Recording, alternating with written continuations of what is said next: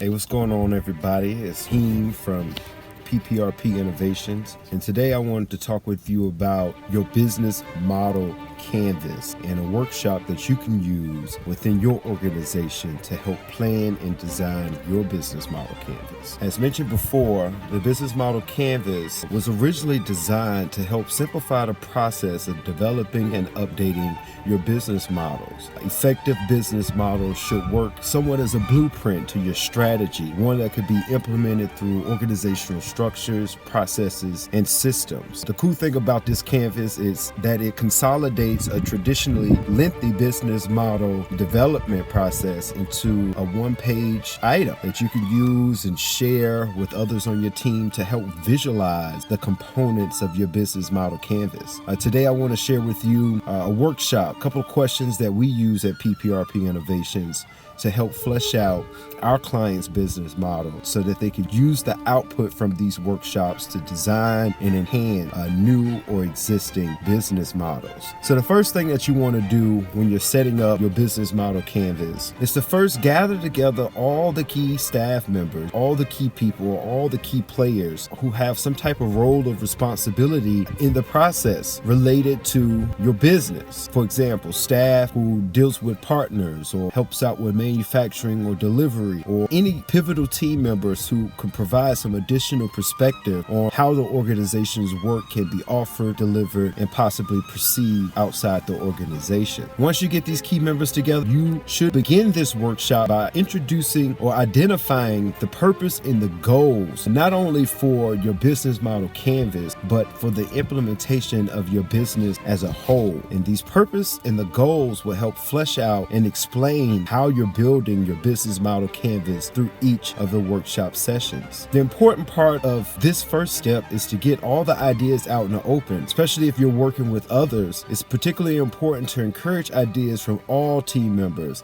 and not only have one or certain team members participate. Once you fleshed out your goals and your purpose, put those ideas down so that throughout the process you can review, modify, and change any of the items that you've written down. Now that your goals and your purpose is out of the way, the first part that you want to address is your value propositions. Looking at all the products and services that your business offer, the first question in our workshop is, what value are you creating? All right. What is unique about the work that you do? And what type of value will that provide to the people that you'll be serving? The value proposition is a core part of your business canvas model, and thoroughly understanding the value that you're creating and you're providing to your clients and your customers is very important, especially as you review your competition, those who have similar products and services as you. Your value proposition, once clearly defined, helps you figure out the best way that you can implement your products and services that are unique and different from your competition and still provide value. So when you're fleshing out your customer segments, is we're delivering all this value, but for whom? Who are we delivering this value for? Your customer segments are the groups of people you are trying to reach, all right? So as you're identifying the types of value you're producing in your value proposition, the value proposition needs to be tied and identified to key groups of customer segments. So consider what problems you're trying to solve, the different types of customer segments that you are trying to solve these problems for. Now that you have your value proposition and your customer segments, let's move on to the customer relationships. And essentially what you want to ask yourself, as we're delivering our value proposition to our customer segment, what relationships are established and how do you expect them to be maintained with each of your customer segments? Who are the customers for your products and services? And what type of relationship would you want to develop with them? And what type of relationship do you need to develop with them in order to deliver your value and create a profitable business? What are the roles and responsibilities associated with those relationships? And within these relationships, how are your customer segments interacting with the value that you created for them? For your channels, you want to describe how the value you create reaches your customer set. This could be through communication, this could be through partnerships, through services, through any types of means. What are the ways that you're going to reach your customer segments as you deliver this value from your products and services? Your revenue streams is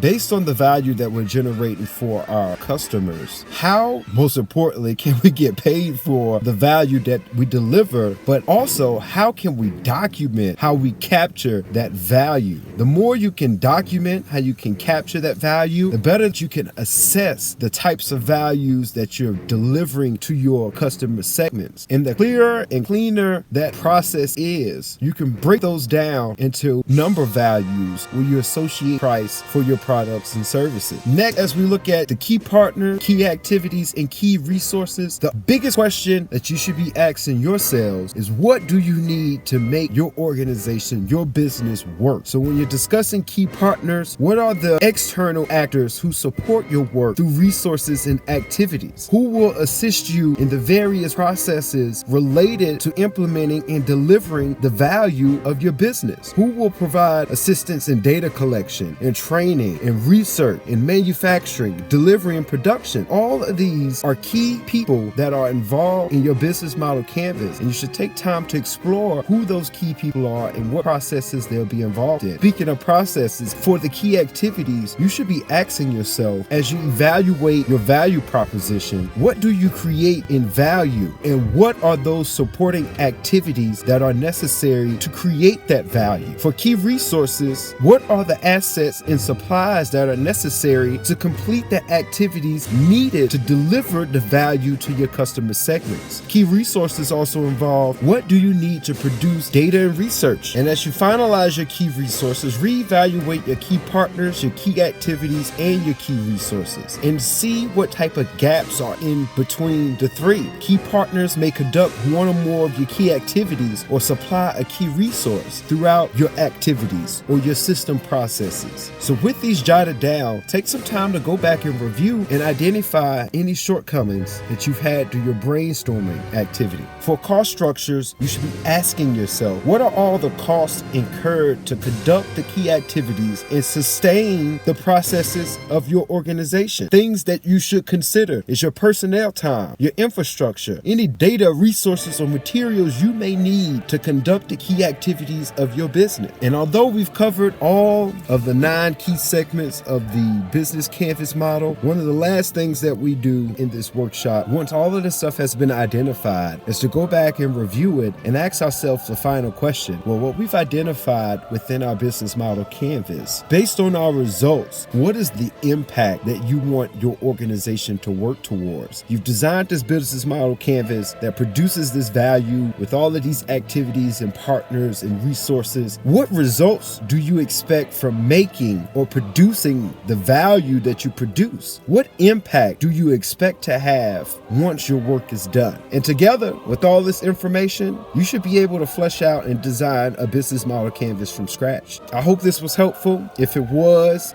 please like this post. If it wasn't, leave a comment at the bottom to let us know how we can improve upon it. But this is a simple workshop that you can use with your organization, your startup business, and with the people involved to help flesh out your business model canvas in a matter of minutes.